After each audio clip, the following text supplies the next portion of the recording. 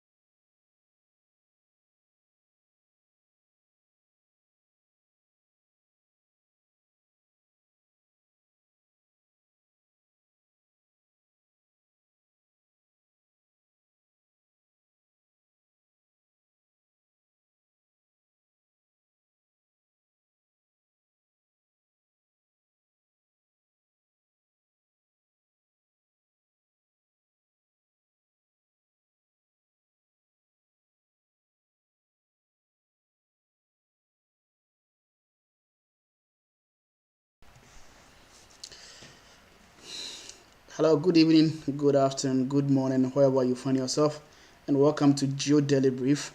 And I am Wale Yabua. Today we are bringing you the live update on the shooting incident that happened in Australia. That is a Bondi Beach shooting incident that happened over there. So that is what we will be bringing you this afternoon or this evening, wherever you find yourself.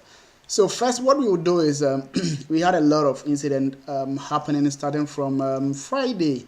And even yesterday, there was shooting incidents at Brown University.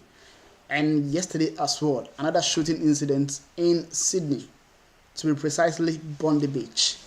So it was an event being held by this Jewish community that was having an event over there. And there was mass shooting incidents at the place, which left about 15 people dead. Numerous people also been injured. So what we are here to do is to bring you an update on that. So first, what we will do is to give you an initial reporting that happened or that took place during the time. Then after that, we would give you the latest updates who was the savior on that day, because we knew someone had to stand up and just had to just hop on somebody, right? So we will give you all the details over here. What we are going to do is we are just giving you a brief overview of what happened through our partners in that is in Australia, our partners over there. So we will be going there right away and give you that reportage, how they reported the incident. So our partners, 7 News Australia, that's how they started the reportage. So this was the initial reporting that happened or that took place. After that, we will give you the latest update on it, because currently they are giving an update on it. So we will give you that update, and this is it. So let's take a listen to that. After that, you'll come back to the studios and continue with the program as well.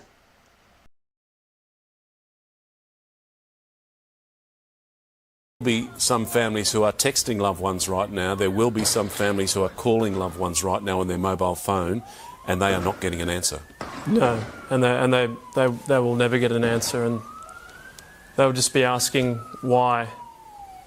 As you know, so many of us are right now asking that question, why. I think we'll be asking why for a long, long time, and perhaps never quite know the answer. Tom, thank you. Let's go to Taylor Aiken now, who's been tailing ambulance officers at the scene. Taylor, what are they telling you this evening? Hey, Ryan Reynolds here, wishing you a very happy half-off holiday, because right now Mint Mobile is offering you... Well, Mark, this is one of at least 3 hospitals that patients are being brought to here at RPA Hospital.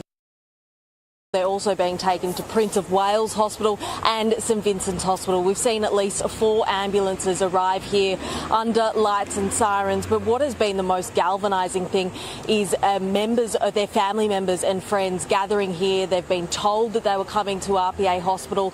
They're racing here, they're parking in the middle of the street, racing inside, trying to get some answers. We did speak to one woman earlier who said that her sister had been shot in the neck at Bondi. She is expected to survive, but they didn't have any further details, and we're racing here trying to get an answer.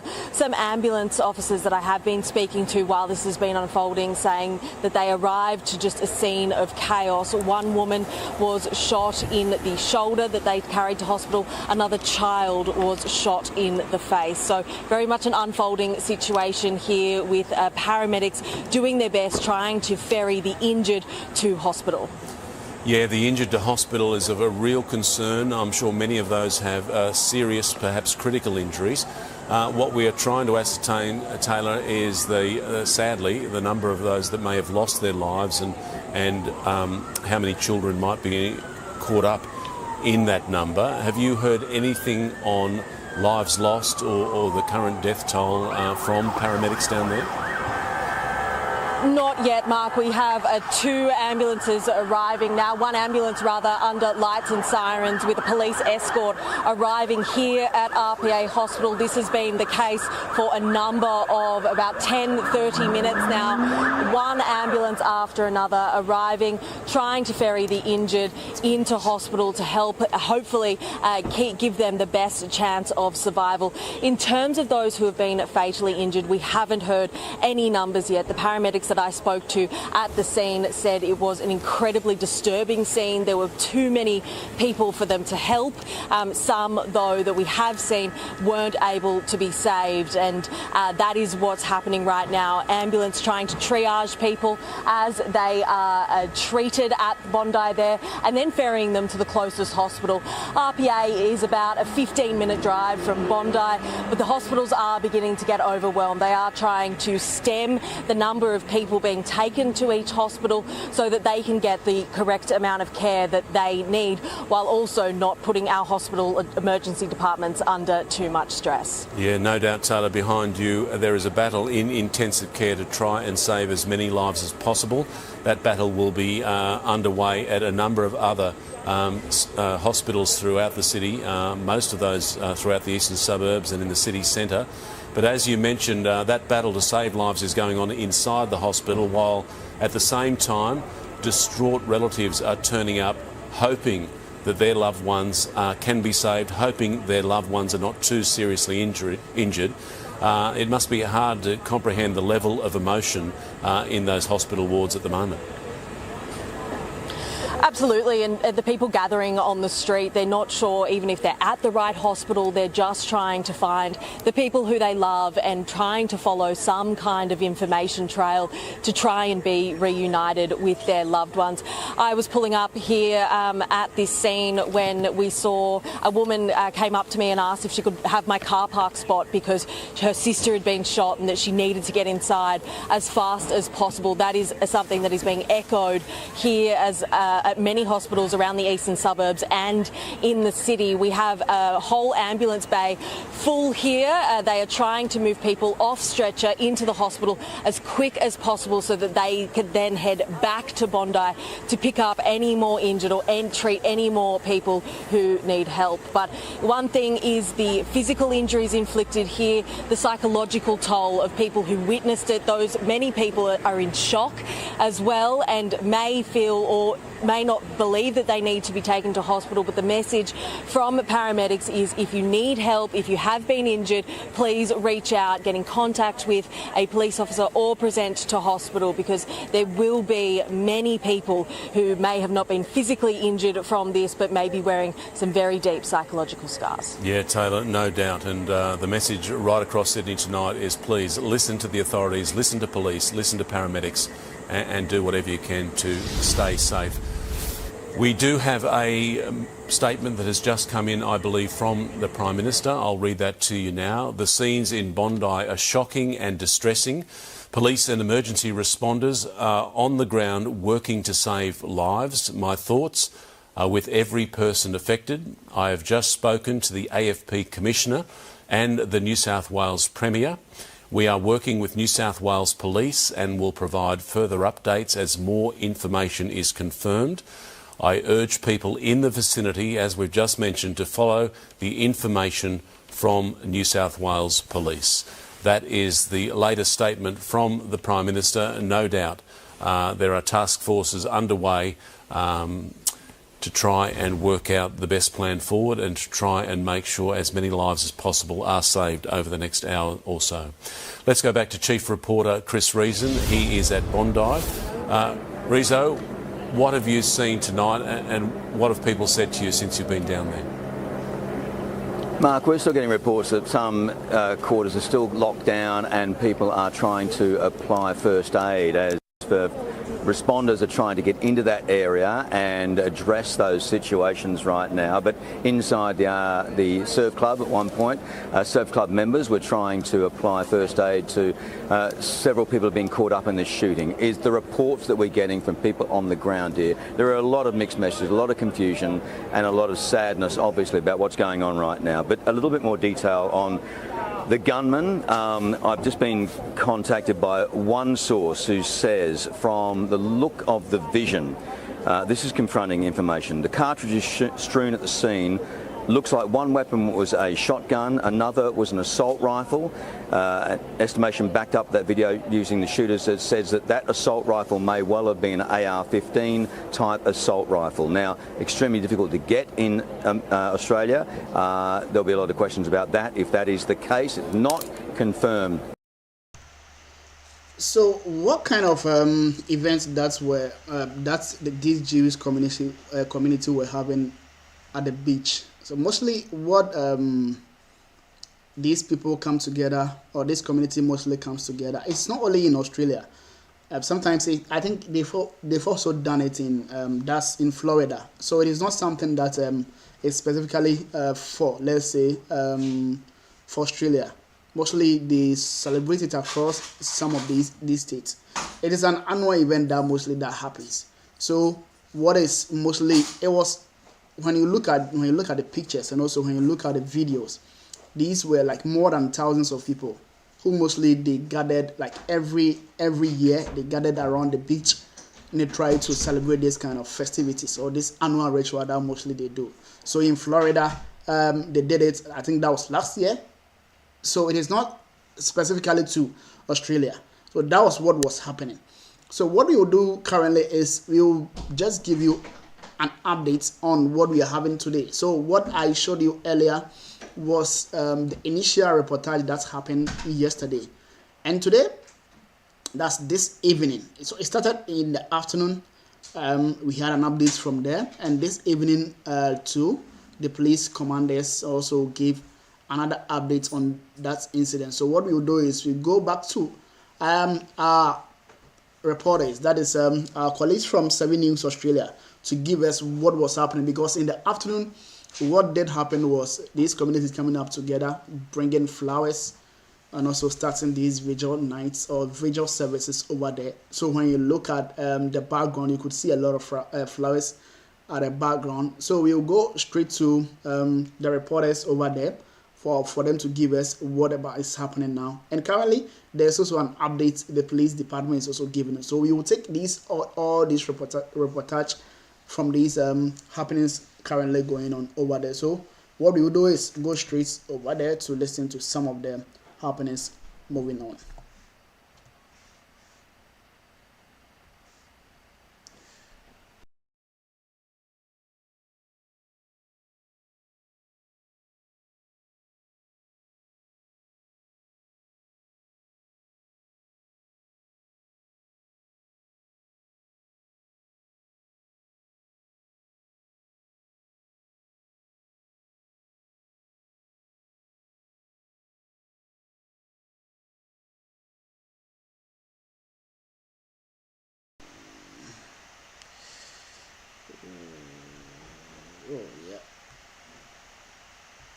every one of those live and in full.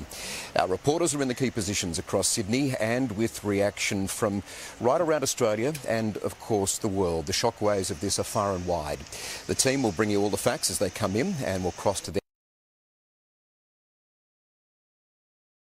So here's what we know so far about the victims. 15 innocent people are dead, the youngest just 10 years of age. Absolute heartbreaker. A young girl, the oldest, 87, we're told. Now, these are the faces of the 5 of the victims.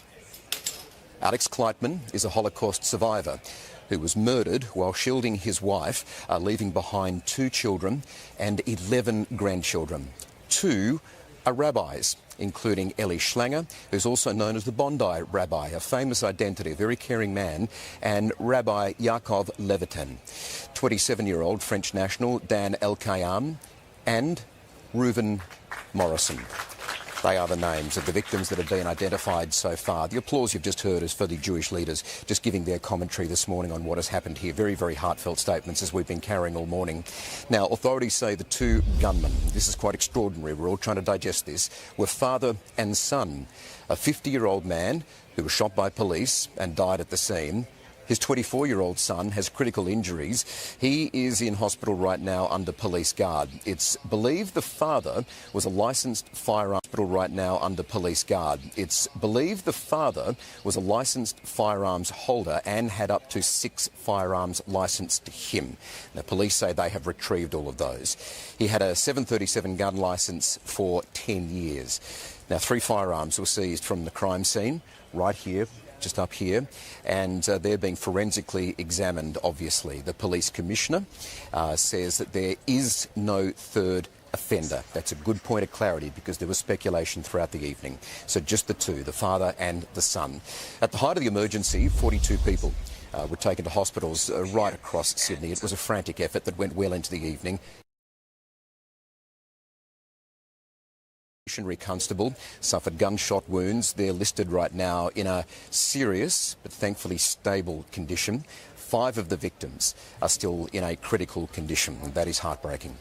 Now, the hero, we saw lots of vision of him yesterday, who wrangled the gun off the shooter. He's also receiving treatment, we understand, with at least 2 gunshot wounds as we go to air.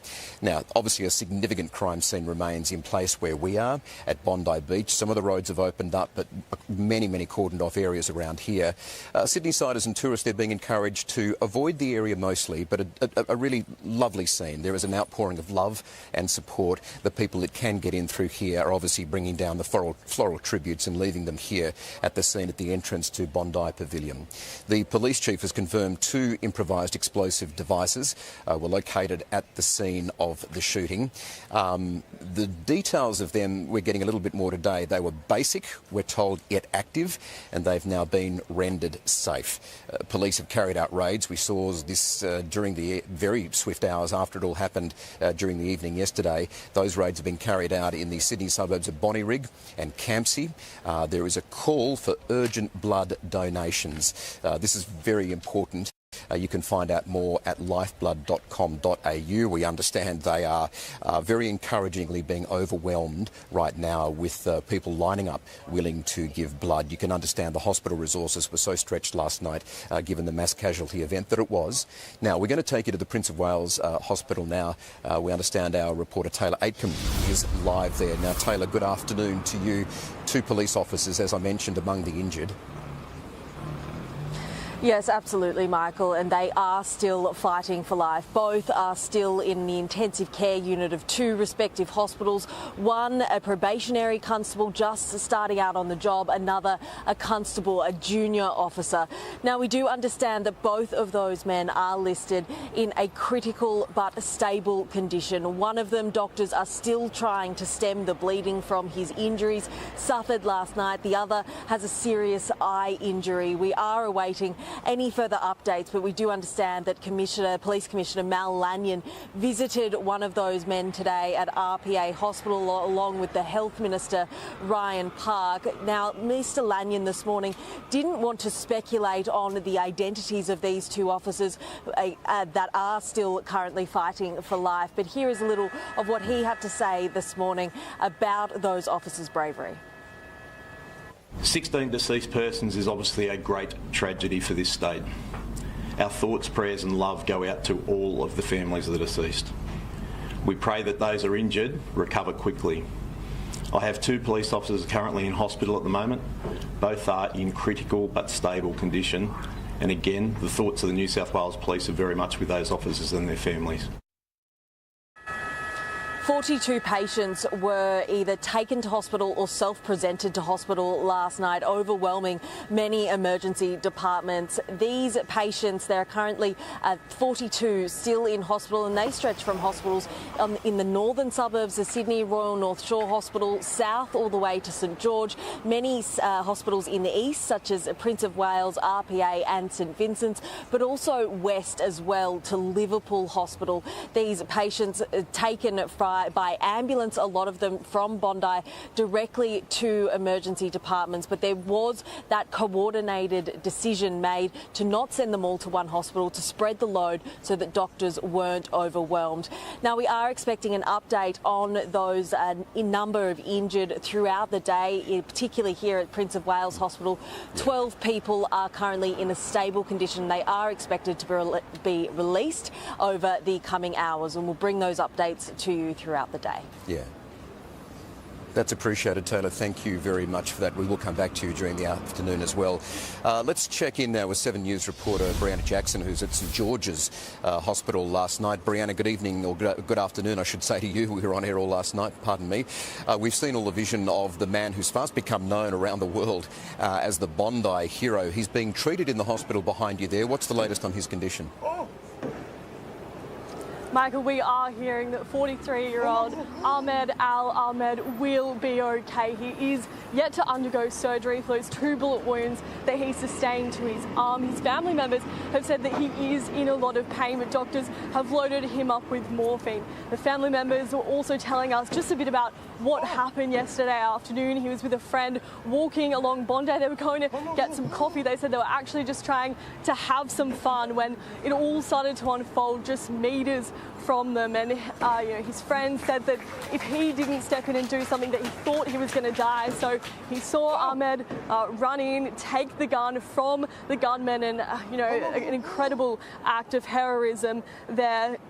His family had to see the vision unfold on social media, that vision that's circulating all around the world. And when they saw it, obviously, they were incredibly distressed. They ran down here to St George Hospital to see if he was okay. They were able to see him last night. He wasn't able to say too much, but take a listen to what his cousin had to say last night.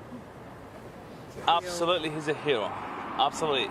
Because maybe he can lose his life to save the other people. I hope everyone in Australia wish everything is good for Ahmed to get back to his family. Just in the last few moments, we've actually seen Ahmed's parents come to the hospital with that friend that he was with yesterday and the cousin. They were obviously incredibly emotional, but incredibly relieved that he is okay. We tried to ask them what their reaction was to the brave act of his son, and they said they were incredibly proud of him. They speak Arabic. Ahmed is from Syria, but he's made himself at home with his wife and 2 kids here in Sydney, and is a local fruit shop owner. And no doubt there'll be many bravery awards and lots of recognition for that act of bravery yesterday. He no doubt saved many lives. Well, we're very, very grateful that he made his life here in Australia. He is an Australian hero and embraced as a hero around the world. Brianna, thank you for getting those details. As his cousin Mustafa said, he's 100% a hero. And Mustafa, we agree with you on that. Quite an extraordinary act. I mean, if you didn't see any of the vision or you haven't caught it, remember, he was wounded after he'd gone and disarmed that gunman. It was when the gunman's son, up on the other bridge, which is only just to my right from here, then took aim at Ahmed and fired at him after he'd disarmed the father. So it was an extraordinary act. He well and truly put himself in the line of fire, but very certainly saved many, many more lives in the process as well, and injuries, which is quite something. Let's now go to Clementine Cuneo, who's in Bonnyrigg, where police have been raiding at least one home there. Clementine, what are we learning about the father and son gunman? Hi, Michael. Yes, so literally in the last minute, we've actually had to move because we haven't been able to get close to this house, which is where the father and son, a 50-year-old man, Sajid Akram, and his son, Naveed, 24, this is where they live. This is where they live with their mother, well, the mother and wife. There are two other siblings. Now, this has been a crime scene since 7 o'clock last night, but literally in the last couple of minutes, the police tape came down. We saw a car pull up, and the gunman's mother and wife are now inside, and the brother. So we are really keen to speak to them. There is no suggestion that they've done anything wrong, but they would be able to shed light on what on earth has gone on here. So what we do know, the mother and wife has reportedly said this morning that she actually thought that the two men were away for the weekend. She thought that they'd gone fishing and camping at down south, and she's even gone as far as saying that these two men had called her. They'd talked about their scuba diving, they'd talked about going fishing. This was a well-concocted plan, but what we actually know is that these men were just a few suburbs away in an Airbnb in Campsie. They weren't down on the south coast. They were in an Airbnb with guns, 6 rifles, planning this horrific attack at Bondi. So the mother has also spoken of her son today. She has described him as a loner. She said he didn't go out much, he didn't have friends. If you really understand the reporting, it is something that these guys has really planned, right? They called their mother, they called their wife that they are going for fishing. And not knowing they were hiding in Airbnb. The whole day planning this mess. And they had 6 rifle guns to do this heinous act. So it is something that they've planned. And when you listen to the mom is saying he is a loner. So it's something that these guys have planned. And when they were even planning, they even called their wife, telling them or informing them they were going for fishing. Not knowing they were going to do this very bad act, very wrong act. So it is something that we are taking from. So they are giving you 360 report or 360 reportage, which is currently going on. All right, so it is something which is not commendable. This is not like encourageable. This is not something you should be doing, right? These are people, these are like a community that mostly every year they do this kind of stuff. So I don't really know. I don't really understand what came over them. I don't know what they were like, what they were looking for, right? So it's something that people need to be doing. At least when you are gathering around, you should have security because they were 3. And if you look at them, even the hero, the guy Ahmed, who even disarmed the one suspect, he was even shot twice. So it is something which is very bad. So now what we will do is this afternoon the police also give how do we call it? They give an update on the situation. So we'll go back and listen to that. After that we will continue it. Their sleeves, obviously blood can be transported.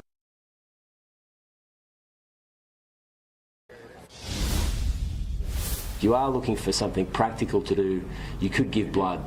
We saw extraordinary scenes from New South Wales public hospitals last night. Emergency departments, at the drop of a hat, were in the process of saving scores of lives. They did an incredible job, but they need your help. They need blood, and if you're thinking about doing an act of public service in the coming 24 hours, I'd urge you to contact the Red Cross and do that piece of public-mindedness, that piece of public-spiritedness. I want to say thank you to our amazing police force who acted bravely and diligently in incredibly difficult circumstances. Thank you to the paramedics who, in some cases under fire, transported the injured to New South Wales hospitals, to the doctors and nurses in our public hospitals, and lastly, thank you to innocent bystanders and civilians who stood up, risked their own lives to save other people's lives. Yeah, the Premier there. I have Sunrise reporter Katie Brown with me. But Katie, just before I ask you some questions, we are standing by to take the latest press conference from the police hierarchy and the Premier. I'll bring that to you live as well.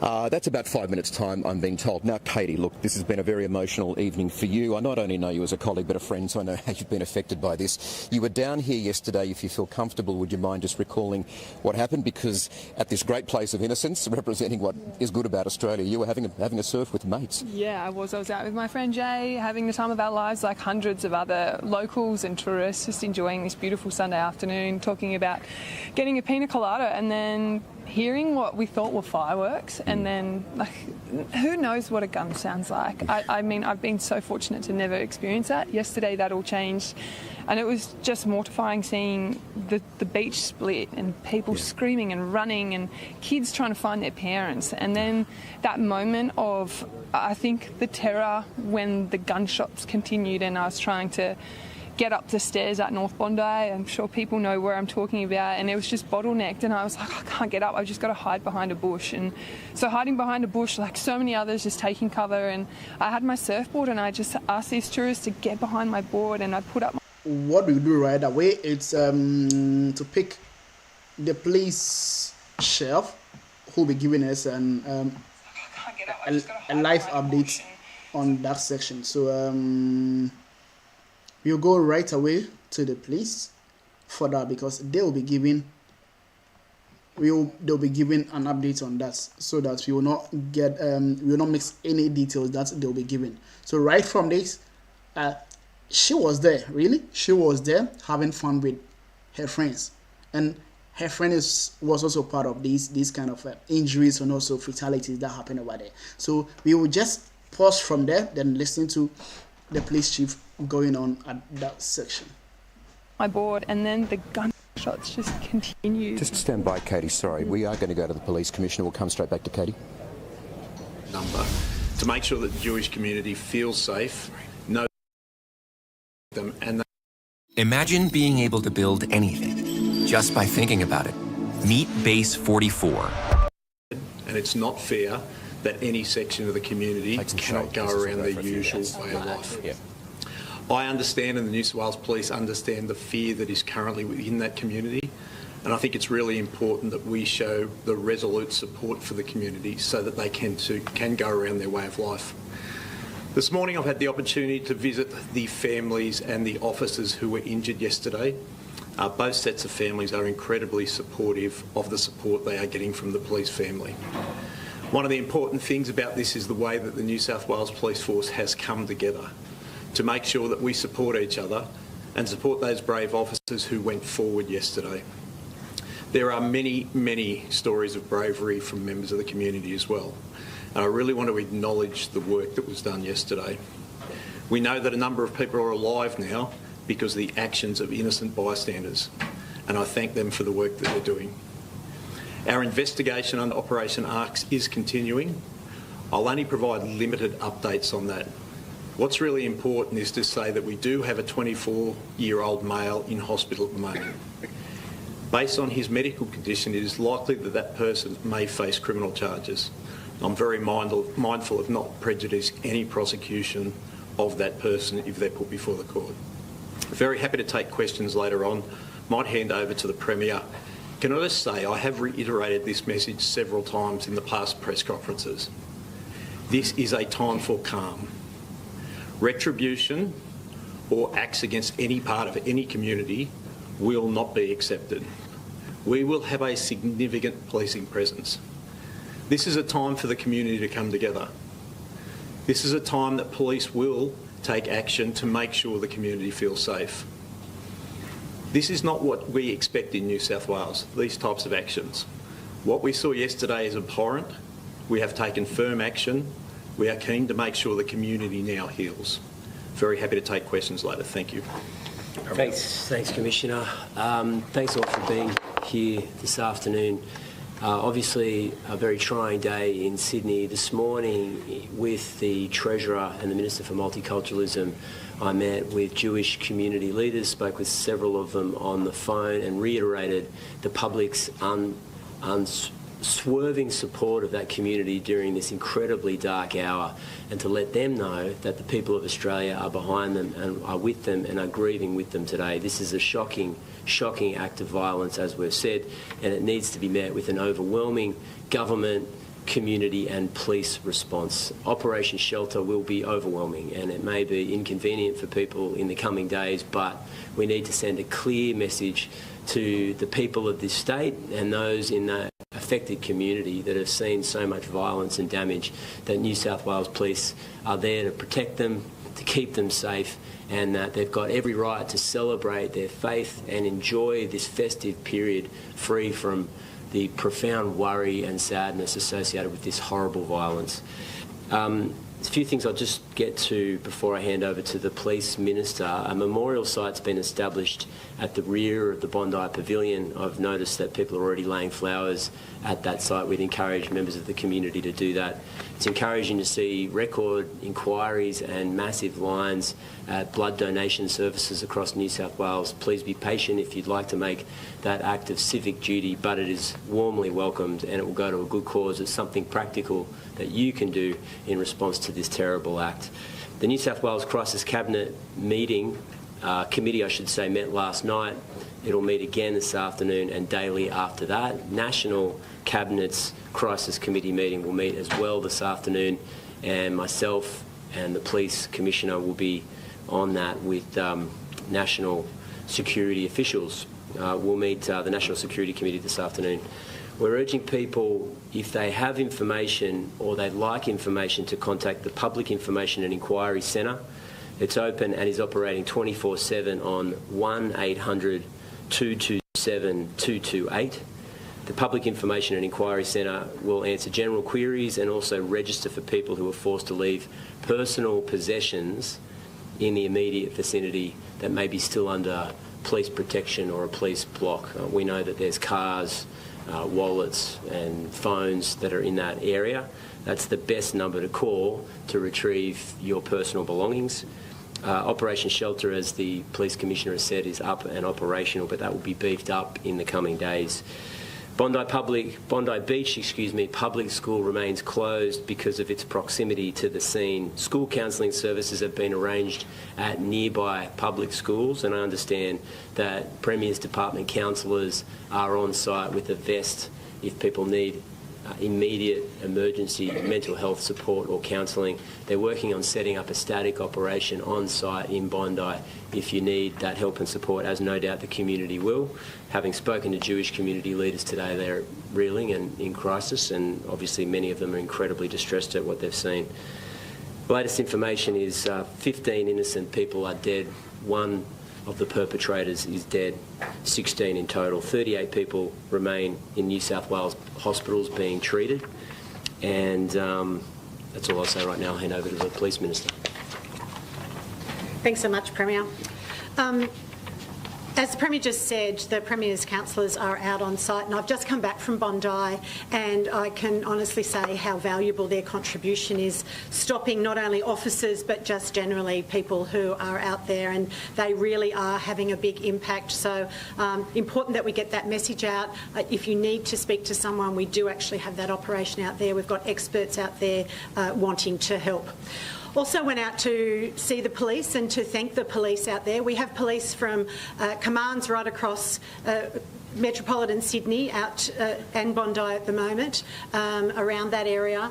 And again, you know, like only too often, the police got a phone call this morning who were on today at 4:15 and were directed to go straight out there, and not a hesitation. No hesitation whatsoever. The Blue family is really all behind each other. They're behind the community, and they are only too happy to be of assistance in keeping our community safe. I spoke with some Jewish leaders out there. They were so thankful of the police and the work that they've been doing. As we well know, the relationship between the Jewish community and the New South Wales Police is strong, and they have been working hand in glove with CSG and our Jewish leaders for a couple of years now, given the circumstances that we have been in that community. I also just wanted to advise you that last night the Premier and I were over at Bondi. We went to the police station and there were at least 50, 60 police officers there. Most of them weren't on duty.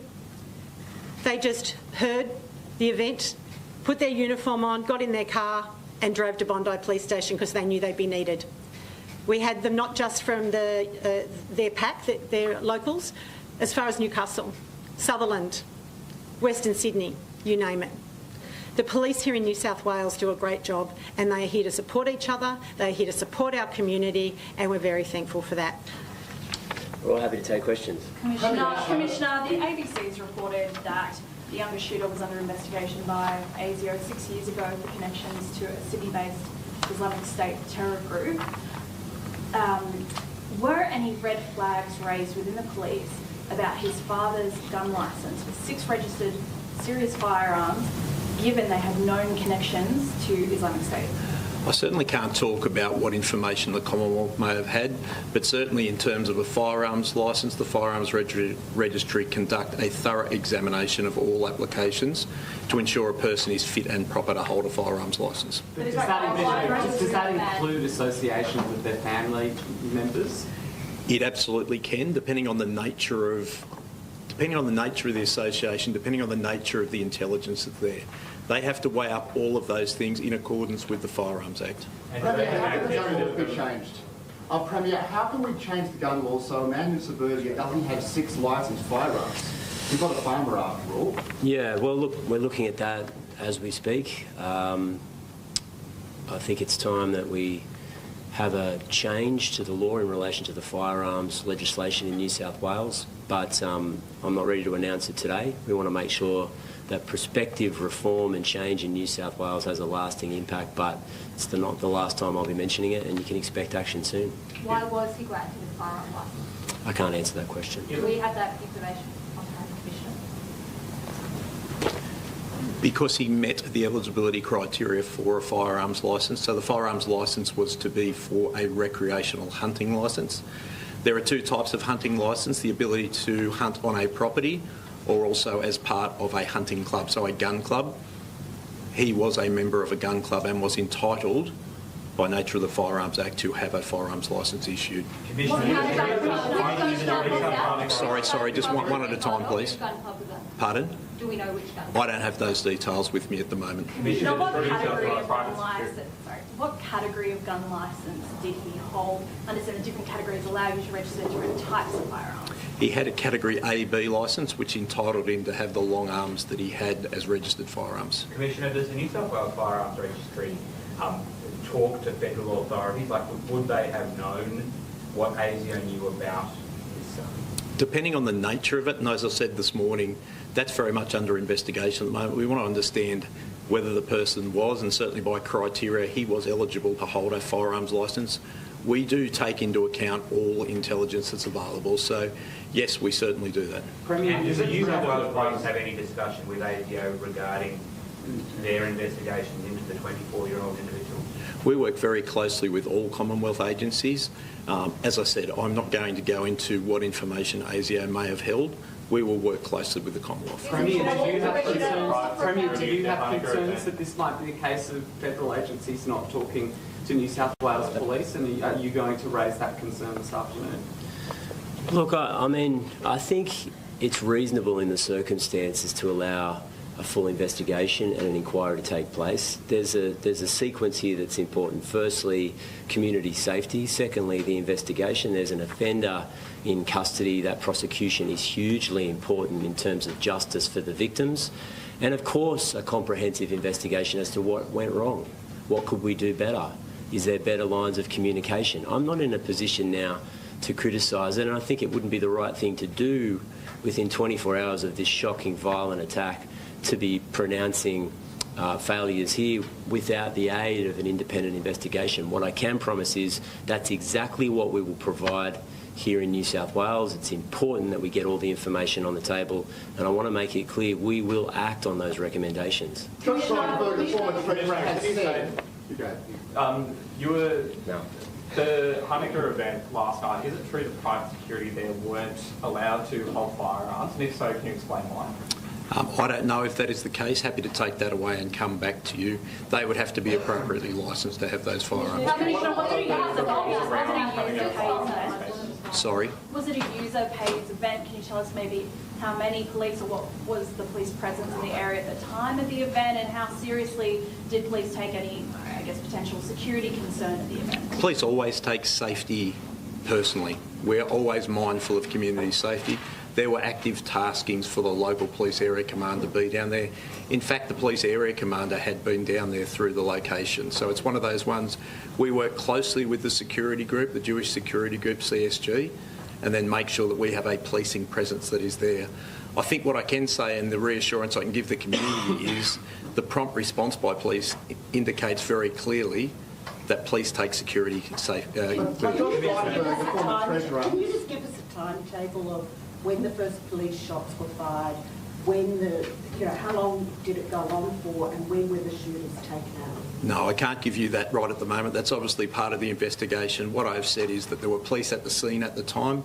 Police responded promptly. I think we have seen very clearly on footage the bravery of officers and members of the public who took very prompt action to resolve this matter. How many police were specifically stationed in the Hanukkah by the sea event? As I said, it was taskings, so police from the Police Area Command and other police that we have within the metropolitan area will move around that event. So it's an active tasking to be around the event. On that point, Josh Friday, the former Treasurer is saying... How many officers would have been stationed at that event? I don't have the exact number. As I said, they were tasking, so officers are continually going through that location. There were certainly officers there at the time when the incident occurred and responded very promptly. There should have been more there, given the climate of anti-Semitism at the moment? Look, I think in terms of the risk assessment, we certainly work closely with the Jewish community. I've made it really clear that there was no specific intelligence in relation to the incident itself. We responded very promptly. Commissioner, are you able to confirm that a black Shahada flag was found either laid out on the bonnet of the car or inside the car? That's what the ABC has been told by the police sources. Yeah, that's very much part of the investigation. At this stage, I'm not prepared to confirm any of that. Further information will be provided. I think I've also made it quite clear with a person who is currently in hospital at the moment who may well face criminal charges. It's important that I don't prejudice any prosecution. How would you describe the Police Response Commission, and how would you describe the act of bravery of officers? I think that's been really clear. I think anyone who has seen the footage will have seen police going forward to take positive action. It would have been an incredibly chaotic and terrifying scene, even for well-trained police officers. The fact that two persons had long arms and were indiscriminately firing them says that the act of bravery about going forward is something we should all celebrate. The police went forward, took very positive action, resolved the matter again with some outstanding bravery by members of the public. Who's in charge of the investigation, and how will it work, and where will it be based out of?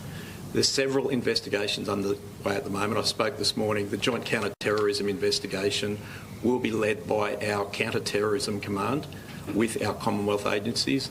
At the same time, there is a critical incident investigation because we know that police fired a number of shots which resulted in the death of a person and also the injury to a second offender. So there are a range of investigations underway at the moment. Commissioner, saying that the police failed the Jewish community knowing it was the first day of Hanukkah. Look, I respect a person having an opinion, but I've been really clear. Our police responded promptly. Our police respond very promptly.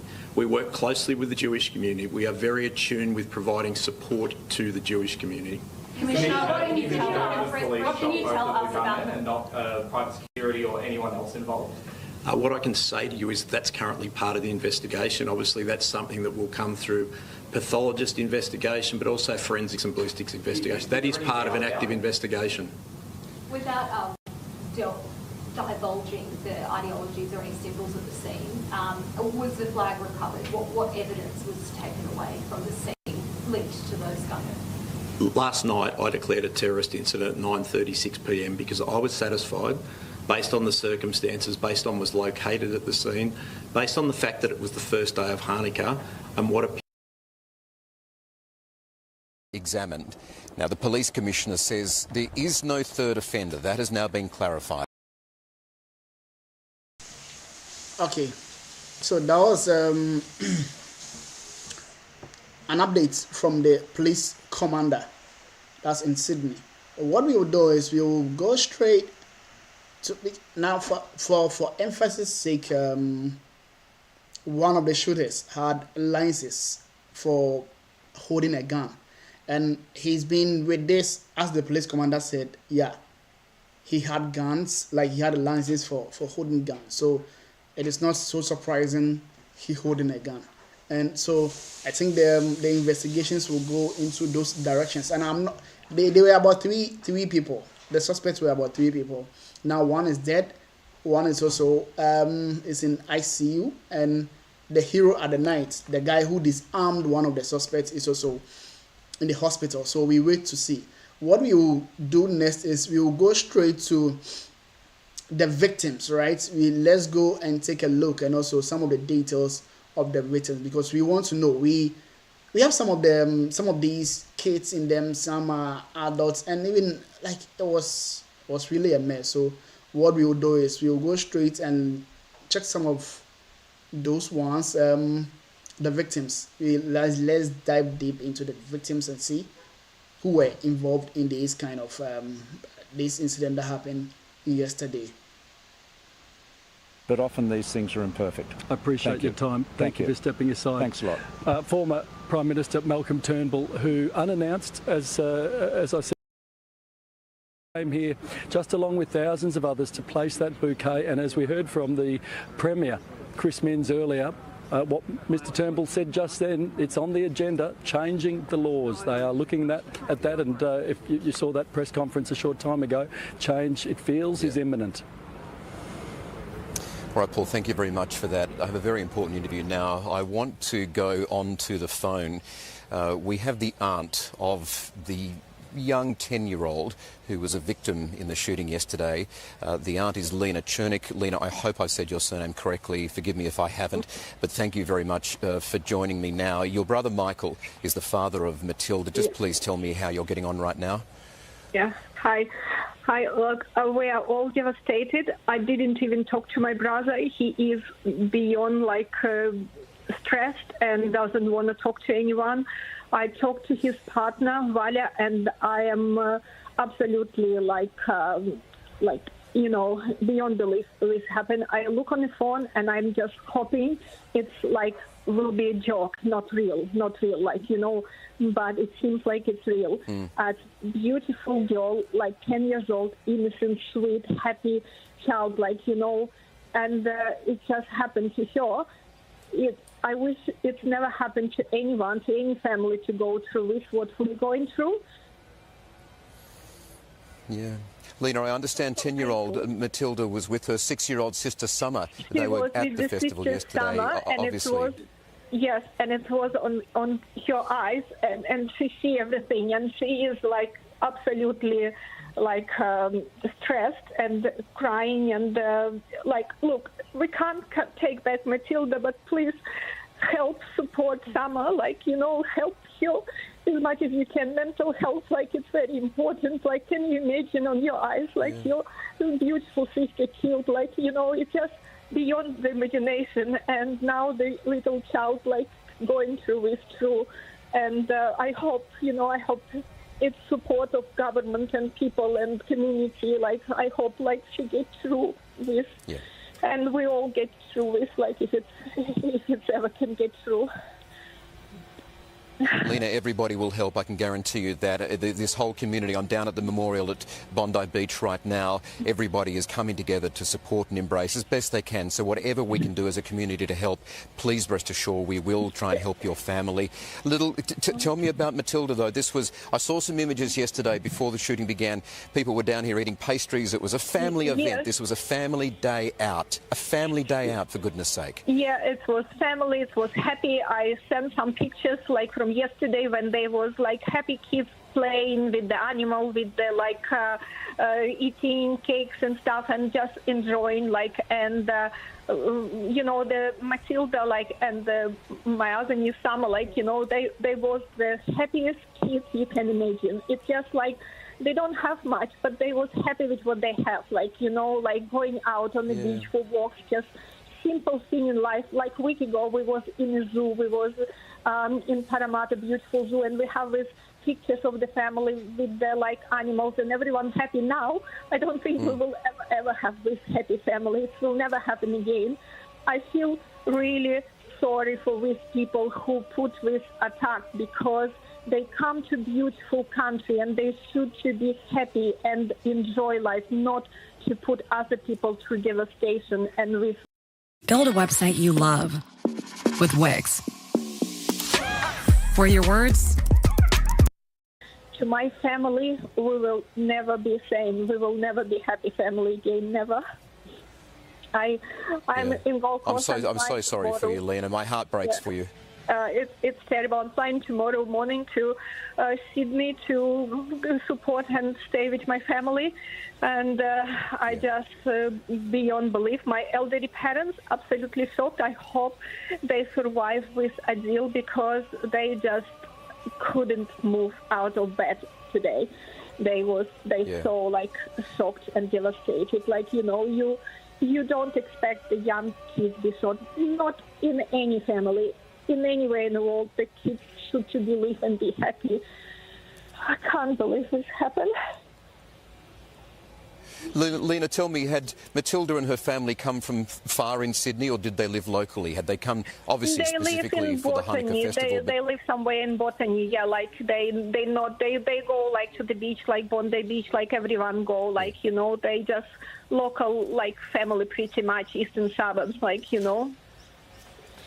it's tell me a little bit about Matilda, so we can understand what a little girl she was. She was like any other child, playing, going out, nature, like I say, we go to the zoo. She was happy in the zoo, see animals, and they always was unseparated with the sister, and it's just just a happy kid. It's like a sunshine. When you see them, when I was coming and visiting, they always cuddle me and kissing me. With kids who give you the heart.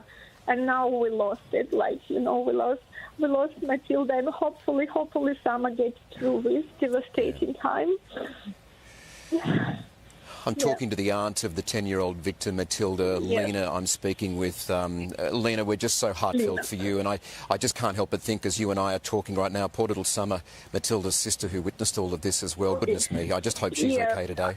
It's devastating. I just talk because the parents could not talk. No one can talk, and I think I need to put a word for everyone to be safe and happy. I need to give support to family and my family and other families who go through all of this. Someone needs to have a voice, and I think it's just me from my family. No one else can talk at the moment. Yeah. Well, it's very, very strong of you, and we appreciate you talking to us, Lena, because I know it's incredibly difficult. But in these times, and we've heard our leaders say it today, we don't want to be silenced in these times. We don't want to be put into submission. It's important to know who the victims are and what they were doing and what their lives were like and what's been taken. I know this isn't easy for you. Our absolute love for all of your family, Lena. So that was the youngest of the victims. So the youngest of the victims, I think she's a lady, and she's just 10 years. So it is, and you heard the aunts over there, because the parents could not speak. So the aunt decided to speak on that, and it's so sad that someone, and what the aunt said, she was with even a 6-year-old, so even a little lady, right? So this 10-year girl was just walking around on the beach, just having fun with her sister, and that's really sad. Out of the 42, she's the youngest among them, and she's just only 10, and she's gone for no reason. And now we have 2 police officers also part of it, and also the gunman is also part. So it is, and for now what we know is 15 people are dead. That is what we know now. Really sad, and this shouldn't be happening, but hey, we live in this world, so we wait to see what the investigations gone. So from here, we'll go back and listen to some of the victims and see some of the reports that has been coming, and let's see if you could get more of this reportage, because as we started earlier, I told you the community also gathered by bringing a lot of flowers around. So we will take a look at what the community is doing just in the background for you to know, like, currently what is going on over there. They thought the father and son had gone away for the weekend, so perhaps some ignorance about what was being planned. Anyway, that'll be confirmed by police, and they'll no doubt in due course. The Commissioner Mal Lanyon's been very careful with the details he's releasing, and rightly so, so we'll find out a bit more about that. Just a reminder of what's happening behind me. You can see a lot of people, but there's a multi-faith service, if you like, and remembrance going on at the Floral Memorial right behind me. There's a shot from the other angle as well. There's been various forms of prayer, sermon and song, and they've for a little time now, a lot of people were keeping a distance away, but this floral tribute is just growing so strongly, as you'd expect it would, in a lunch break down here as well in the area. But I think also the word is getting around that people can come and pay their respects, and many people now just standing quite silently around the flowers, pausing to reflect, think, share their own thoughts and feelings about what was going on. But this has really changed in the last half hour or so. All right, let's check in now with our reporter, 7 News reporter Brianna Jackson, who's at St George Hospital. Now, Brianna, as we know, that is the location of the hero, Ahmed Al-Ahmed, who was shot, known as a hero now right around the world. Do we have an update on what's happening with him? Yes, we do, Michael. A big relief. It does sound like he is going to be okay. He has had to have surgery for those gunshot wounds that he sustained to his shoulder, and he might have to have more, but overall he is expected to make a recovery. His family were obviously incredibly anxious when they saw that vision of him circulating on social media that was going viral. His cousin rushed down here last night and was able to see him last night, but he wasn't able to say much, and then his parents have actually showed up to hospital in the last few moments to check on him themselves. They've only just moved from Syria in the last few months, so they aren't able to speak English, but they were also accompanied by his friend who was actually with him last night down at Bondi. He said they were going for a walk, just trying to have some fun. I think they were grabbing a coffee, and then everything just started to unfold right beside them, and that's when he said that Ahmed rushed in to help, and he said they were terrified for their lives. Take a listen to what that friend had to say. We've been together in the hospital. He went to for the surgery. I don't know for the emergency.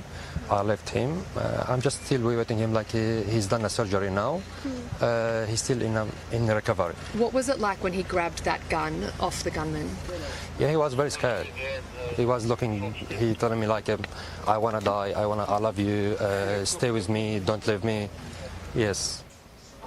We're also learning a bit more about the man behind that heroic video. He's 43 years old, he's married, he's a father of 2 young children, 5 and 6 years old. He's the owner of a fruit shop in Sutherland and lives in Condell Park. And no doubt he's going to be receiving lots of different awards, bravery awards. There's a GoFundMe page that has been set up for him that has already raised hundreds of thousands of dollars, and he's been receiving praise from politicians, the Premier, the Prime Minister, and even President Donald Trump in just the last few hours has praised his remarkable act of bravery. Yeah, well, so that was the hero of the day, the guy who was able to disarm one of the suspect.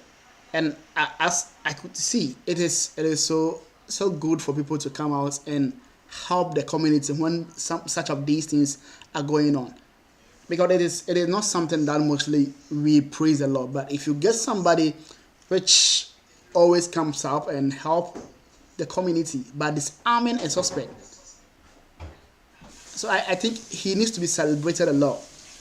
He needs to be celebrated. I know, and he's going to get it, because it is not so easy for someone to put his life on the line to save thousands of people.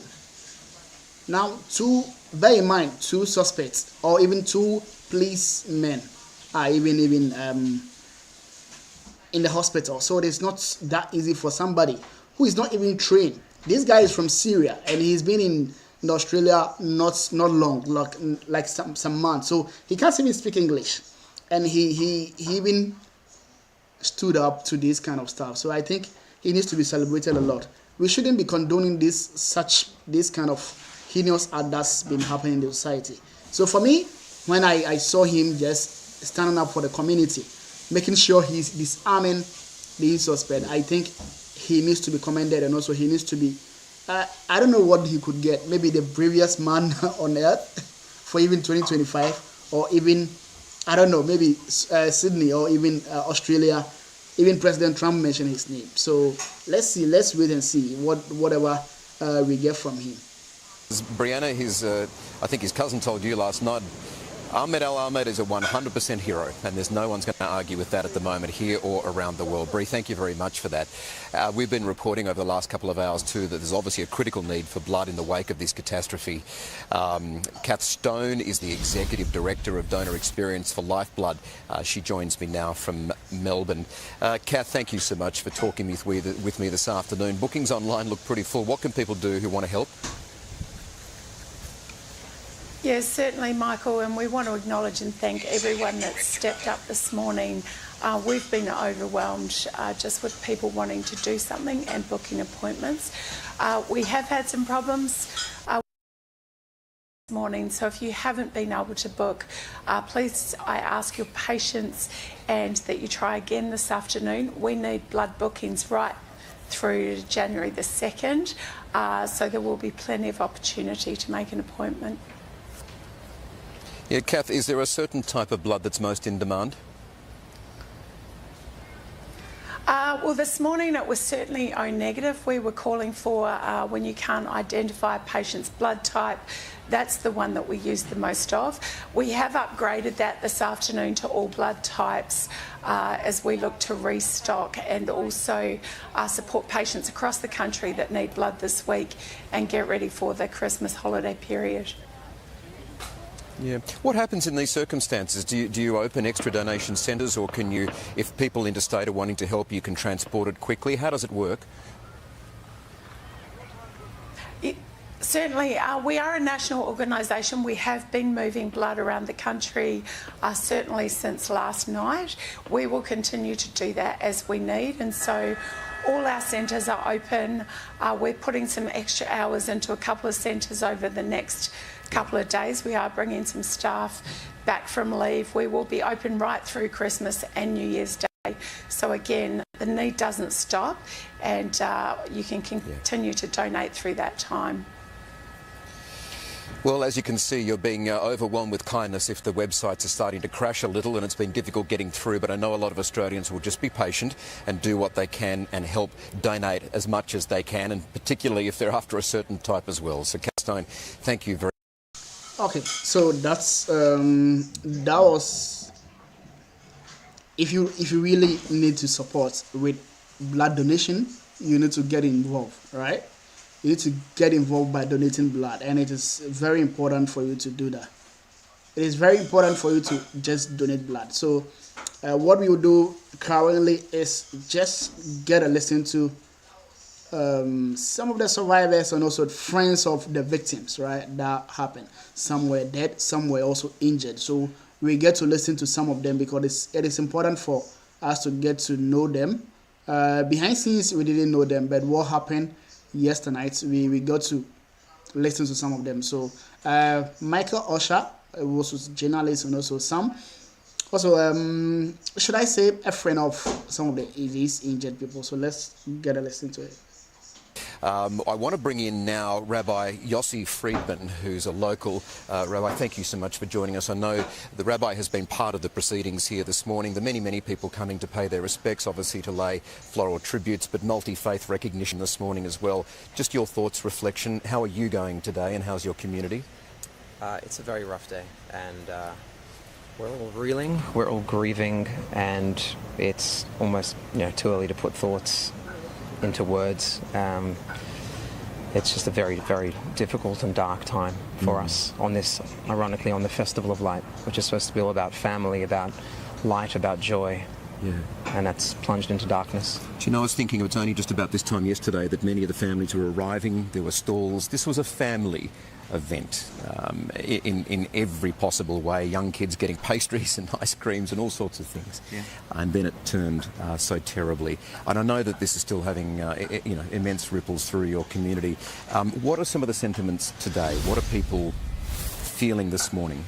Well, it's quite uplifting being here and just seeing so many different people from different backgrounds, not just members of the Jewish community, but really from everywhere coming to lay a wreath, to cry, to share a hug, to share a soft, uplifting word. So it is uplifting seeing people come together in these difficult times.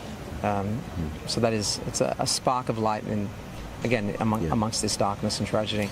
What strikes me is that an awful event like this is obviously designed by the evil people who do it to tear people apart, to rip at the fabric of our communities.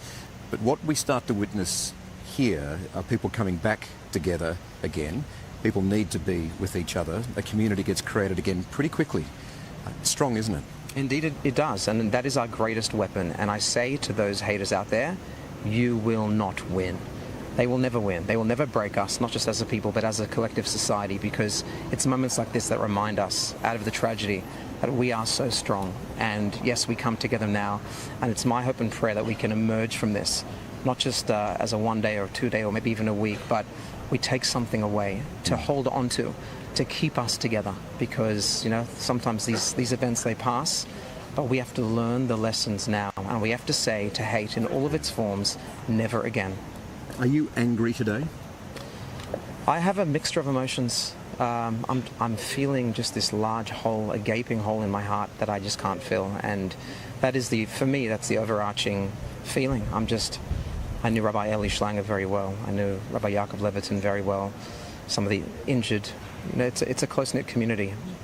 Everyone kind of knows everyone, and my wife and I, between us, we know many of the deceased, the murdered, and those who are trying now to heal.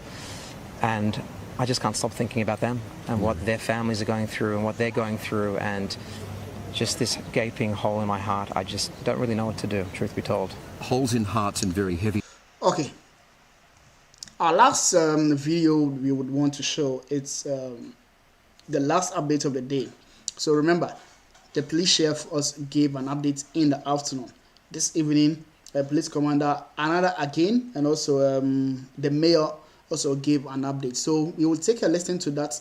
Then after that, we can close for the day on the current updates on this Bondi incident that happened, the shooting incident that happened. So we will take a listen to that, because that's an update. We don't know whether these guys, maybe, I'm sure the hero will be fine, and also some of the police commanders or the police who were involved will be also be doing well. So let's take a listen to it.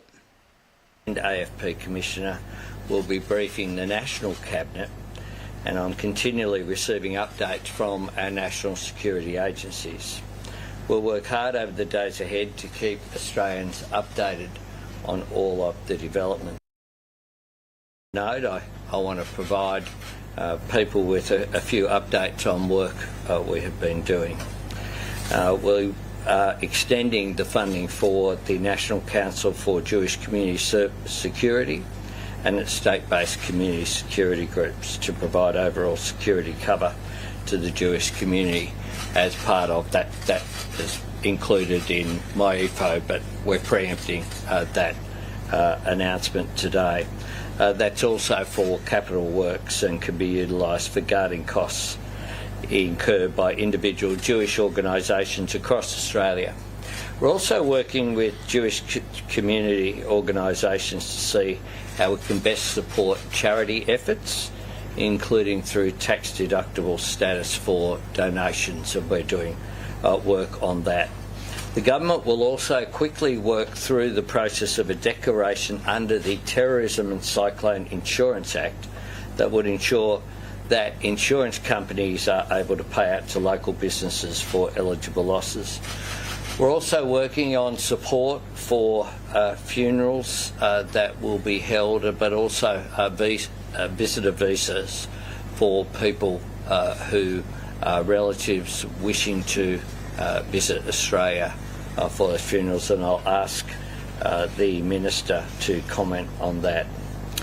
I do want to make a couple of more points as well.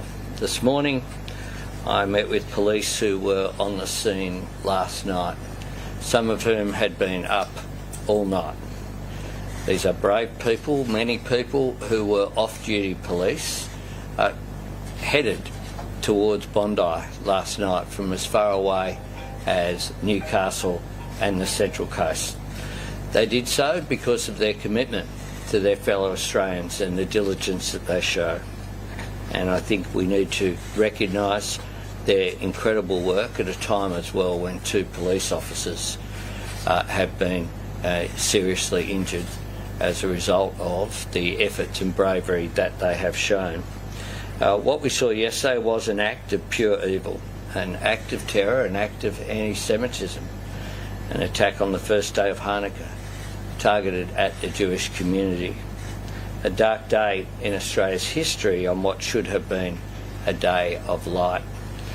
And visiting the scene there at Bondi this morning, it was a very physical reminder of the iconic status of Bondi Beach and the Bondi Pavilion. I opened that pavilion after the refurbishment just a couple of years ago. It is a historic place, and the fact that this was a venue for this act of evil that was clearly calculated by these perpetrators is just an outrage and a shock to the community. One of the things that is coming through, though, is that the community want to be able to express their support and solidarity. And I would urge and join with others who have urged Australians across the country to light a candle, put it in their front window tonight at 6:47 p.m. to show that light will indeed defeat darkness, part of what Hanukkah celebrates, of course. We are stronger than the cowards who did this. And I want to conclude finally by saying that the government is prepared to take whatever action is necessary. Included in that is the need for tougher gun laws. And this afternoon at 4 o'clock I will put on the agenda of the National Cabinet tougher gun laws, including limits on the number of guns that can be used or licensed by individuals. A review of licences over a period of time. People's circumstances change. People can be radicalised over a period of time. Licences should not be in perpetuity. And checks, of course, making sure that those checks and balances are in place as well. I'll take to National Cabinet this afternoon a proposal to empower agencies to examine what can be done in this area. Quite clearly, the Howard government's gun laws have made an enormous difference in Australia and are a proud moment of reform, quite rightly, achieved across the Parliament with bipartisan support. If we need to toughen these up, if there's anything we can do, I'm certainly up for it, and I hope to get National Cabinet on board for that this afternoon as well. I'll ask the Minister to make some comments, and then the Acting Deputy Commissioner, Nigel Ryan, to make some comments as well. Thanks, Prime Minister. Yesterday was an attack on Jewish Australians, it was an attack on modern Australia, it was an attack on Australia itself. And all Australians stand together against that attack. The police who were there standing together against the attackers, first responders standing together against the attackers, and even a bystander like Ahmed standing there putting their own lives at risk against those attackers. The Joint Counter-Terrorism Team involving ASIO and the Australian Federal Police, with the investigation being led by New South Wales Police, needs to be allowed to do its work. While that work is happening, though, there are needs for the community right now. One of the additional things that the community have raised directly with me is because of the number of people who will have family members overseas, not only in Israel but in other parts of the world, who will want to be able to get them here rapidly for funerals. We have set up a specific section of the department rapidly dealing with visa processing at a pace that would not ordinarily be there, to make sure that, given the often speedy nature of funerals in terms of the timeline in the Jewish tradition, to make sure that we maximise the chance for family members to be able to be reunited here at the worst of times. The Department of Home Affairs is also doing other work, as the Prime Minister referred to, with respect to working through a way to assist with the cost of those funerals. And finally, my department will stand ready for any of the outcomes that come out of the meeting of National Cabinet today with respect to the work that needs to be done on gun laws. Thank you, Minister. Thank you, Prime Minister. Again, our thoughts are with all of those that have been affected by this senseless act of terrorism. The AFP continues to work seamlessly with our partners in the Joint Counter-Terrorism team, being New South Wales Police and ASIO, in relation to Operation ARCS. There has been significant police operational activity in the past 12 hours, and this will continue into the days and weeks ahead. I must stress that this is an active and ongoing investigation, and I'm very limited in what I can say. But we do commit to providing timely updates to the community when appropriate. The AFP will use all of its specialist capabilities and resources to thoroughly investigate this matter in conjunction with New South Wales Police. The AFP will also continue to engage with affected communities that have been affected by this tragic event. The AFP stands firm in condemning any form of violence in our communities or any form of extremist behaviour, and we will work tirelessly to stamp it out. Thank you. Questions? Here, and we'll just go along and that way. February that anti-Semitism, I should say, was the #1 threat to life. Is that still the case, and have you taken these threats seriously enough? An acting Deputy Commissioner, if I may, it's my understanding that Sajid Akram moved to Australia in the late 90s, I believe, from Pakistan. Is that correct? I can do the immigration. On the latter, the Minister will respond.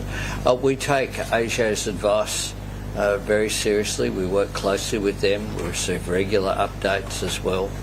The Director General of ASIO has warned about a range of threats, be it anti-Semitism, the rise of right-wing extremist groups as well.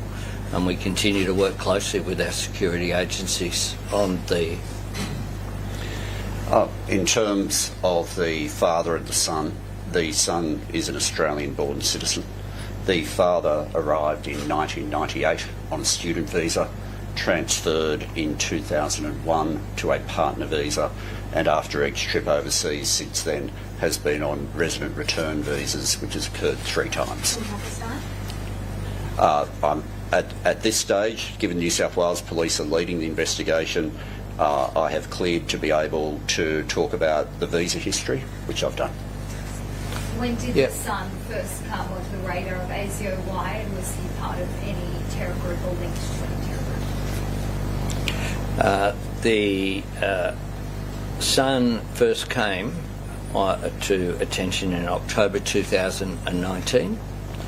He was examined on the basis of being associated with others, and the assessment was made that there was no indication of any ongoing threat or threat of him engaging in violence. Do you believe that to be failing? I've reported factually on what ASIO have found. Your hand-picked anti-Semitism envoy was the man who accelerated an anti-Semitism plan. You haven't acted on for 6 months. Do you plan to accelerate this in any way following this horrific event? Well, we have acted and will continue to act on the implementation of the plan. The plan was announced right here in this room with the envoy, and I thank her for the ongoing work. A range of the recommendations that she made have been acted on. She recommended that legislation be strengthened to appropriately address anti-Semitism and hateful conduct vilification. Action 3.2. We've done the following. We've criminalised hate speech, advocating violence. We've criminalised doxing under Privacy and Other Legislation Amendment Bill. And we have a landmark ban on the Nazi salute and hate symbols with penalties of imprisonment and or a fine of up to $16,500. She recommended the strengthening of institutional accountability and university reform. We created the National Student Ombudsman, was established this year, with strong investigative powers, same as those of a Royal Commission. We conducted the review of the Tertiary Education Quality and Standards Agency.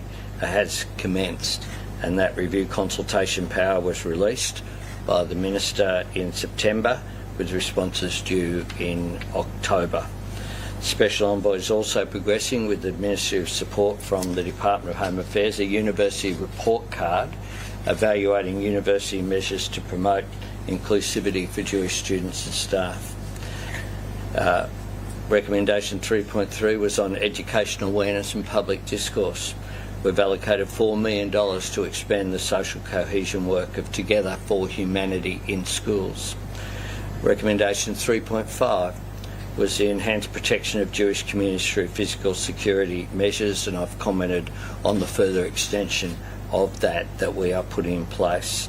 Recommendation 3.9 was reviewing and strengthening migration and citizenship matters, and the Department of Home Affairs is undertaking a review of relevant training packages to strengthen modules on assessing whether an applicant's conduct involves inciting or promoting hatred and ensuring coverage of vilifying behaviour directed at any group. Recommendation 3.12 was support for Jewish communities' cultural, social and religious life while ensuring safety and security. We've committed grant funding, which we announced in January, including $8.5 million to upgrade the Sydney Jewish Museum, 4.4 for the National Holocaust Education Centre in Canberra. OK, we're just going to jump out of the Prime Minister's press conference there announcing strict new gun laws and restrictions, which we'll talk to our Canberra reporter Isabel Mullen about in just a minute. But I wanted to bring in a special interview with the Governor-General, Sam Mostyn, who joins me now. Governor-General, thanks so much for having a chat to us. I wish we were talking in different circumstances. So do I. Your thoughts and reflections. I saw you lay a wreath just a second ago. Well, this is a very sombre moment that we're all part of right now. Governors-General have the ability to see the best and the worst of Australians. You don't expect that to see that in the one incident, and you covered it yesterday evening into the late night. We were watching the very best of Australia, the heroes, the first responders, those that were still in shock at what was going on, and we saw the very worst, an attack that is almost unfathomable in this country. Probably not unexpected by Jewish communities who have been wanting us to stand up and to make sure that this didn't happen. So their hurt and pain is extraordinary. Their generosity to us today to be able to come and spend time talking and listening to one another. But Sir Zelman Cowen, one of my predecessors, said that the job of the Governor-General is to reflect the light and shade of the country back to the country. Today I've been posting a number of videos to say this is part of the shadow of our country. Something that we didn't ever expect. This is not part of how we think about our country. The flags are at half-mast around the country today, and we have to reflect on how we come out of that shade and into light. And I know we'll get there. I know that the hope of Hanukkah and the light that was being celebrated here last night must guide us, but we're having to call on every Australian, I think, to dig deep and know what it means to be to fight anti-Semitism, to fight all of the things that this community has been dealing with, because it has ended in an absolutely atrocious catastrophe. It is interesting too, isn't it, Governor-General, that, I mean, I've been talking, as you have, to people in and around here. No one wants to get outwardly too angry about it, but there is an anger of why didn't people listen? Why didn't people fight anti-Semitism? tougher and harder, like we've been begging our leaders to do. And that's a very real emotion, isn't it? It is. There is an underlying anger. It's deep in this community. This is a very strong, tight-knit community that normally holds strong, and I think the breaking of that community yesterday with this appalling, atrocious act, an act of absolute terror, has, I think, lifted a veil on things that people have been feeling. I know that they will be very, very mindful of that in the way in which we all communicate with each other. I know there's a generosity at the heart of this. There always is with the Jewish community. Earlier this year, I had a number of the surviving Holocaust survivors between the ages of 95 and 105 come into Admiralty House to talk about what is so important about what we fight for justice and peace in this country. And they shared with me their stories where anti-Semitism takes us, not just as for Jewish communities, but for Australia and the world. We're listening carefully to that. And I've been speaking to Jewish leaders all morning about how we commemorate. I would encourage everyone watching to pick up on the suggestion that we all light candles tonight. So those were some of the updates from there. Now, we have the PM or the Prime Minister announcing a new national gun law. So what I'll do is I'll go through some of the key proposals so that we would close or we will end the show here. Now, first proposal that the PM or the Prime Minister announced is limiting gun ownership. Now, this is what he said. New restrictions may cap the number of guns a licensed individual can obtain, revisiting license perpetuity. So this is the second one. So he stated that license should not be in perpetuity and people's circumstances can change over time, suggesting a finite term for licenses. And National Cabinet review, the Prime Minister declared that current gun laws will be reviewed at an upcoming National Cabinet meeting. Then the last one was state-level action. The Prime Minister said the Premier of New Wales, that is the state where Sydney is located, has indicated he will also pursue changes to state gun laws and may recall Parliament to fast-track new legislation. He also backed the idea that perpetual licenses are not fit for purpose. So these are some of the stuff that they want to do.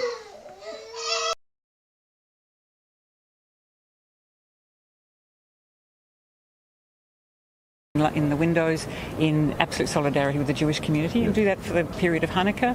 I'll certainly be doing that at Admiralty House and Government House. We've opened up condolence books in both those places. We'll find ways to both welcome in those that are hurting and the leaders of his community and all of the first responders and the heroes that you saw yesterday in real time. Extraordinary. And there was the best of that day, along with the AMBOs, the first responders, many of them Jewish, many of them being shot at themselves. I mean, it was like watching something we would never expect to see in Australia. We never want to see again. And I've said today on all my social media that we now have to accept responsibility. We have to understand how we got to this place and how we must never come to this place ever again. That's on all of us.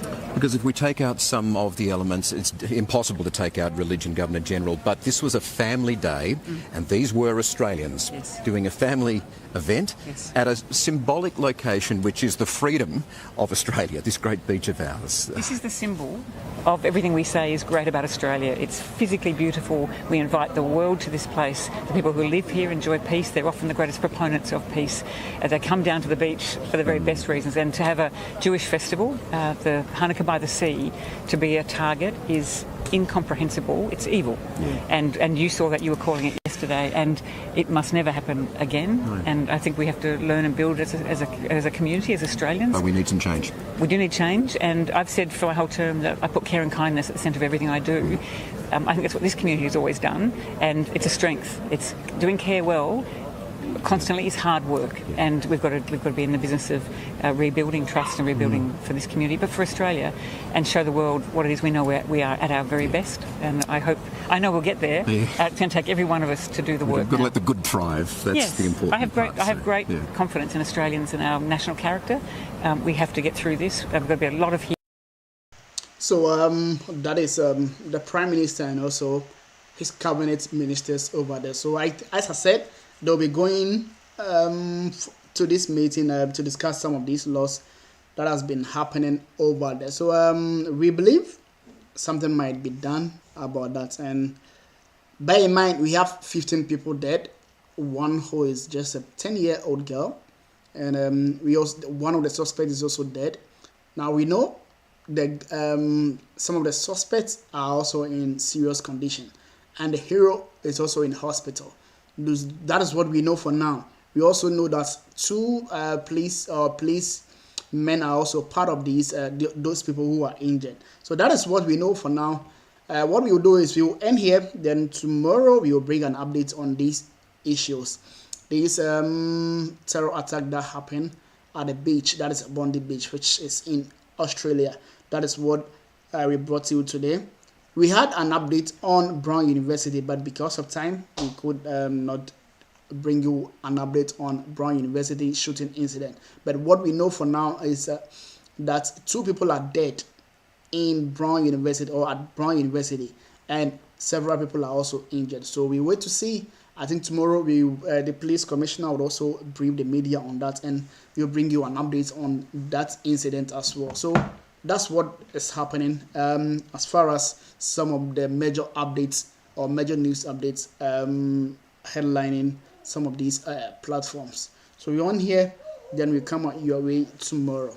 Thank you for joining, and make sure you subscribe to our channel for more updates on subsequent news reportage coming in, or some of the breaking stories that mostly comes in when you are not around. We will try and gather these kind of stories and bring you some of the updates on it. Thanks very much. See you tomorrow.